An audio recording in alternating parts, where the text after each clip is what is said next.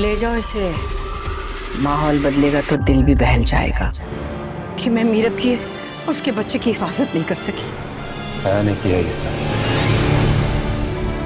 नाज़रीन, तेरे बिन की अगली एपिसोड में आप देखने वाले हैं कि हया ने जो जाल मीरब के लिए बिछाया था वो उसमें खुद आने वाली है। हया ने मीरब को सीढ़ियों से गिरवाकर उसका ये पोल खोलने की कोशिश की थी कि मीरब मां बनने वाली नहीं है, और मीरब का ये झूठ सलमा बेगम के सामने पकड़ा जाएगा और सलमा बेगम को तो जैसे सदमा ही लगेगा कि वो दादी बनने वाली नहीं है। उसने तो बहुत ज़्यादा ख्वाब देखे हुए थे अपने पोते को लेकर, लेकिन अब उसके सारे ख्वाब ही चकनाचूर हो जाएंगे। मुर्तसिम अपनी माँ को ये बात क्लियर कर देगा कि किस तरह से मीरब को फूड पॉइजनिंग हुई थी और उसे उल्टी आई थी, और सब घर वाले ये समझने लग गए कि कोई खुशखबरी है।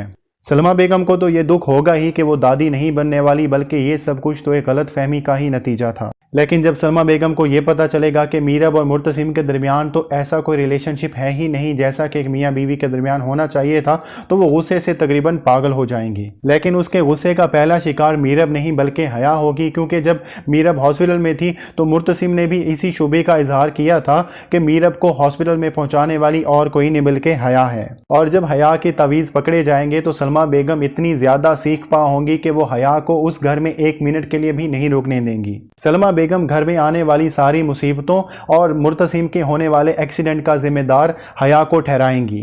हया सलमा बेगम को झूठ बोलकर कस्में खाकर ये यकीन दिलाने की कोशिश करेगी कि जो सलमा बेगम सोच रही है वो गलत है, लेकिन इसके बावजूद भी सलमा बेगम हया को इस घर में नहीं रुकने देंगी और वो हया को इस घर से चलता कर देंगी। हया ने तो ये सारा खेल मीरब को घर से निकालने के लिए रचाया था, लेकिन जो दूसरों के लिए कब्र खोदता है वो उसमें खुद ही गिरता है। हया को घर से निकालने के बावजूद भी सलमा बेगम का गुस्सा ठंडा नहीं होगा, और जब मीरब हॉस्पिटल से ठीक होकर घर वापस आएगी तो सलमा बेगम उसको काफ़ी आड़े हाथों लेंगी। सलमा बेगम बिल्कुल भी नहीं चाहती कि मीरब उसके सामने आए। जब मीरब उसके सामने आएगी उसे बार बार अपने पोते का ख्याल आएगा, इसलिए वो वकास और अनवर को कहेगी कि मीरब को कुछ अरसे के लिए कराची ले जाओ। सलमा बेगम चाहती हैं कि मीरब के माँ बाप मीरब को घर ले जाएं और वहाँ से समझा बुझाकर वापस ले आएं कि इस खानदान को किस तरह से एक वारिस की ज़रूरत है। सलमा बेगम साथ में ये हिदायत भी कर देंगी कि मीरब अकेली कराची जाएगी, साथ में मुर्तसिम नहीं जाएगा।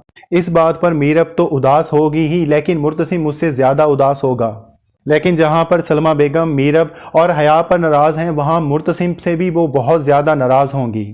उनकी नज़र में उन्हें अंदाज़ा नहीं था कि उनका बेटा इतना ज़्यादा जोरों का गुलाम निकलेगा, इसलिए वो मुर्तसिम पर यह जोर डालेंगी कि अगर मीरब तुम्हें औलाद नहीं दे सकती तो मीरब को तलाक दे दो। और सलमा बेगम का गुस्सा इस हद तक बढ़ चुका है कि वो तब तक मीरब को घर वापस नहीं आने देंगी जब तक मीरब उनके ख़ानदान को एक वारिस नहीं दे देती। मुर्तसिम फ़िलहाल तो सलमा बेगम की ये बात नहीं मानेगा और बिल्कुल भी नहीं सोचेगा कि वो दूसरी शादी कर ले या मीरब को छोड़ दे। और दूसरी तरफ आप ये भी देखेंगे कि अनवर साहब मीरब के अकेले कराची जाने पर मीरब को वार्न करेंगे कि वो कभी भी रुहेल से मिलने की कोशिश ना करे।